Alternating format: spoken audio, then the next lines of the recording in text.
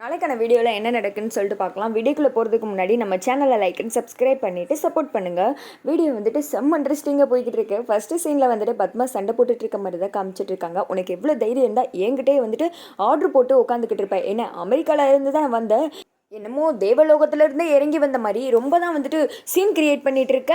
ஒழுங்காக வந்துட்டு வேலையை பாரு. அந்த சாரு கூட எங்களுக்கு கிச்சனில் வந்து எல்லா வேலையும் பார்த்துட்டு இருக்கா. வந்ததுலேருந்து மகாராணி மாதிரி உட்காந்துட்டு இருக்க.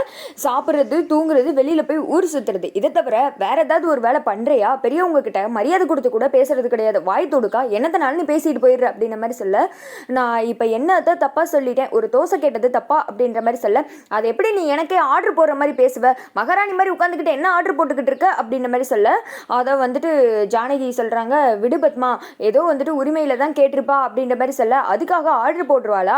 எப்போ பார்த்தாலும் சரி இவ வந்துட்டு ஊர் சுற்றிட்டு தான் அலைகிறா, என்ன வேலை செய்கிறா, இப்போயே வந்துட்டு மாமியார் பேச்சை கேட்க மாட்டிக்கா. இதில் கல்யாணம் முடிச்சு வந்துட்டானா ஐயோ என்னை வீட்டு வேலைக்காரி மாதிரி தான் நடத்துவா போல, விட்டா இவ கை காலெல்லாம் அமைக்க விட சொல்லுவா அப்படின்ற மாதிரி சொல்ல, அத்தை நான் அந்த இன்டென்ஷன்லாம் ஒன்றும் சொல்லவே இல்லை, நீங்கள் அத்தை இப்படிலாம் பேசுகிறீங்க அப்படின்ற மாதிரி சொல்ல, வேறு எப்படி பேச சொல்கிற அப்படின்னு சொல்லிட்டு இவங்க இங்கே சண்டை போட்டுக்கிட்டு இருக்க. அதை வந்துட்டு சாரு நக்கலை சிரிச்ச மணிக்கே பார்த்துட்டு இருக்காங்க.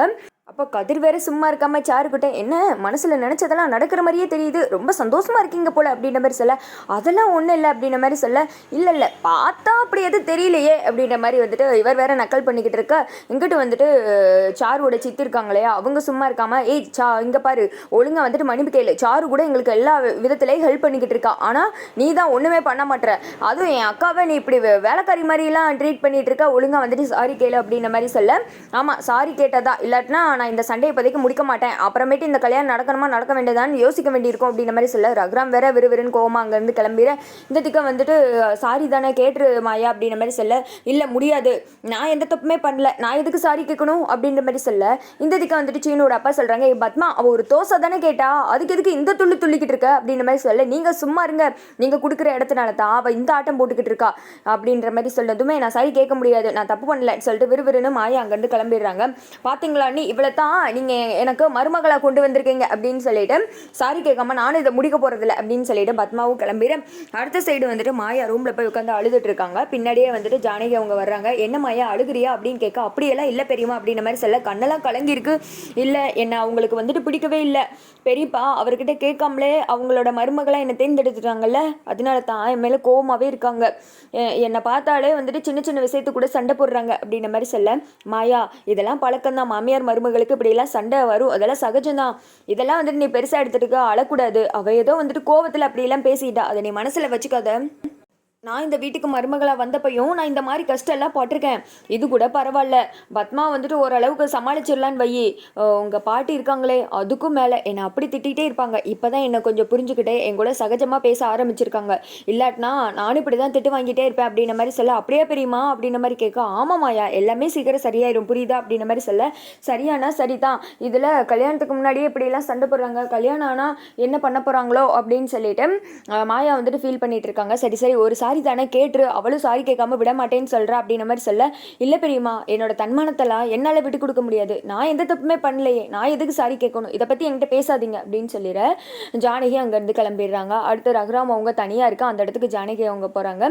என்ன ஏதோ சொல்ல வரணும்னு நினைக்கிற சொல்லு அப்படின்ற மாதிரி சொல்ல, இல்லைங்க நடந்த சண்டை நீங்களும் தானே பார்த்தீங்க, ரெண்டு பேருமே விடாப்பிடியாக இருக்காங்க, ஏன் தான் இப்படி பண்ணுறாங்களோ தெரியவே இல்லை அப்படின்ற மாதிரி சொல்ல, விடு பத்மா வந்துட்டு இவ்வளோ நாள் சாரு தான் மருமகளாக வரணும்னு நினச்சிக்கிட்டு இருந்தா, இப்போ திடீர்னு மாயா வரப்போறாள், அந்த கோவத்தில் தான் அவள் அப்படியெல்லாம் பேசிகிட்டு இருக்கா, அதுவும் இல்லாமல் இந்த சண்டைக்கடையில் நம்மளாம் போகக்கூடாது அப்படின்ற மாதிரி சொல்ல, என்னங்க இப்படி சொல்கிறீங்க, நாங்கள் சொன்னதான் கேட்க மாட்டாங்க, நீங்கள் சொன்னால் கண்டிப்பாக ரெண்டு பேர் கேட்பாங்க அப்படின்ற மாதிரி சொல்ல, அதுக்காக ரெண்டு பொம்பளைங்க சண்டையெல்லாம் நம்மளால் தலையிட முடியாது, இது என்ன பஞ்சாயத்தா நடுவில் உட்காந்து வந்துட்டு தீர்ப்பு சொல்கிறதுக்கு, இது அவங்களே பேசி சரி பண்ணிப்பாங்க, மாமையார் மருமக தானே எப்போ வேணால் சண்டை போட்டுப்பாங்க, எப்போ வேணால் கூடிப்பாங்க அப்படின்ற மாதிரி சொல்லிட்டு ரகுராம் அவங்க வந்துட்டு விலகிடுறாங்க. அடுத்து வந்துட்டு வெளியில் உட்காந்து அம்மா மகள் எல்லாம் கூட்டம் போட்டுக்கிட்டு இருக்காங்க. என்னதான் பிள்ளையோ தெரியல, இந்த மாயா அந்த வீட்டுக்கு வந்ததுலேருந்து பிரச்சனையாக இருக்குது அப்படின்ற மாதிரி சொல்ல, ஆமாம்மா இவளை போய் மருமகளாக வந்துட்டு எனக்கு அண்ணன் வேற முடிவு பண்ணிட்டாரு, இதுக்கு முன்னாடியே என்னை வேலைக்காரி மாதிரி நடத்துகிறா, என்ன தான் பண்ண போகிறாளோ அப்படின்ற மாதிரி சொல்ல, அவளுக்கு எவ்வளோ அகம்பாவம் அப்படின்னு சொல்லிட்டு பார்வதி வேற கூட கொஞ்சம் வந்துட்டு பற்ற வச்சுக்கிட்டு இருக்கான். அந்த இடத்துக்கு சீனு வர்றாங்க. வந்ததுமே என்னாச்சுமா, எதுக்கு வந்துட்டு சண்டையாமே, கதிர் எல்லாத்தையும் சொன்னா, எதுக்கு மாயா கூட சண்டை போட்டீங்க அப்படின்ற மாதிரி கேட்கா. வாடா நல்லவனே, என்னமோ நான் சண்டை போட்டது மட்டும் தான் சொன்னலா, அவள் என்ன வேலைக்காரி மாதிரி நடத்திக்கிட்டு இருக்கா, எனக்கெல்லாம் ஆர்டர் போடுறாரா, அதை கொண்டு வா இதை கொண்டு வா அப்படி இப்படின்னு என்னை வேலை வாங்கிட்டு இருக்கா அப்படின்ற மாதிரி சொல்ல. அம்மா மாயா அப்படிலாம் பண்ண மாட்டாமா, அவள் இந்த வீடு நல்லா இருக்கணும் தான் நினைக்கிறா அப்படின்ற மாதிரி சொல்ல. முதல்ல ஒன்றை சொல்லணும்டா, நீ ஒழுங்கா இருந்திருந்தா பத்மா இந்த வீட்டை விட்டு போயிருக்க மாட்டா, மாயா மறுபடியும் வீட்டுக்குள்ளே வந்திருக்க மாட்டா, நீ என்னதான் வந்துட்டு இப்படி பண்ணி தொலைச்சிட்ட அப்படின்னு சொல்லி உங்க பாட்டி திட்ட. இந்த திக்கா வந்துட்டு பத்மா சொல்றாங்க, சார் மாதிரி ஒரு நல்ல பொண்ணை விட்டுட்டு மாயா மாதிரி ஒரு பொண்ணை போய் கல்யாணம் பண்ணிக்க ரெடியா இருக்க பாரு, ஒன்னு சொல்லணும் அப்படின்னு சொல்லிட்டு மாத்தி மாத்தி திட்ட. அக்காவை வேலை அவனா தெரியுமா அப்படின்ற மாதிரி பார்வதியும் கொளுத்தி போட்டுக்கிட்டு இருக்க.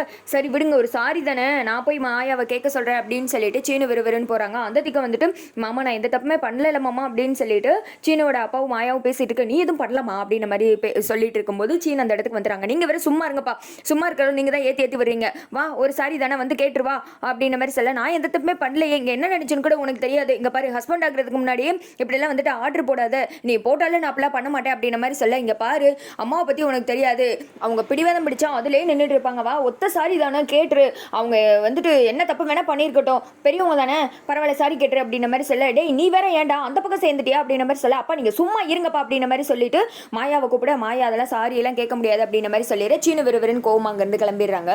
அடுத்து ஹாலில் எல்லாருமே ஒன்றா இருக்காங்க. அப்போ வந்துட்டு சீனோட அப்பா சொல்கிறாங்க, பத்மா இப்போ சாப்பாடெல்லாம் எடுத்து வைக்க முடியுமா முடியாதா அப்படின்ற மாதிரி சொல்ல. அதெல்லாம் முடியாது, அவள் சாரி கேட்டாதான் அப்படின்ற மாதிரி சொல்லிட்டே இருக்கு அப்படின்னு சொல்லிட்டு பத்மா கண்ணத்துல ஒரு அறையா எல்லாருமே வந்துட்டு ஷாக் ஆகி போய் பார்த்துக்கிட்டு இருக்காங்க. அதோட பார்த்தீங்கன்னா வீடியோ வந்து முடிஞ்சிருது.